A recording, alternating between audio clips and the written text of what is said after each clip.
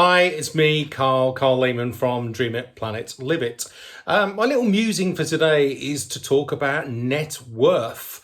You know, how much money do you actually have? How much money do you own? I was about to say owe, but the point here is understanding how much money is on your personal balance sheet, because at the end of the day, you might be running a business, you might have a fantastic career, but if your money is tied up in your company, then are you going to be able to spend it? So I'd have you consider the possibility that actually having money in your business is one thing, but ultimately you need to get it off your corporate balance sheet onto your personal balance sheet.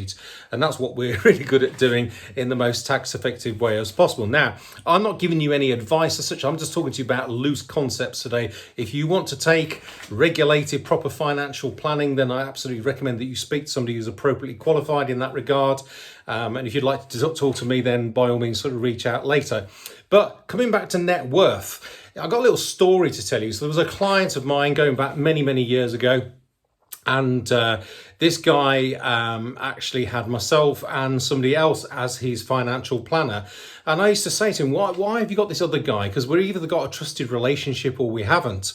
And he said, well, get this. He said, Carl, he said, let me put it to you like this. He said, I drive a Porsche 911. This other guy drives a Porsche 911. Right. I've got a farm. This other guy's got a farm. Brilliant. I've got stables. This other guy's got stables. So you can see there, it was almost about bragging rights in terms of what he's got, and it's about, you know, being flash. And it's interesting that people in business talk about how much turnover they have, and, you know, turnover is important, but ultimately at the end of the day, that is almost secondary. What we have to consider is profit. How much profit have you got in your business? How much can you extract out your business in the most tax efficient way possible? Because unless we get it off your corporate balance sheet, as I said earlier, onto your personal balance sheet, you can't do any of this stuff of Dream It, Planet, Live It. So what we got here is a situation where you need to be monitoring exactly what your net worth is. And your net worth is your assets minus your liabilities.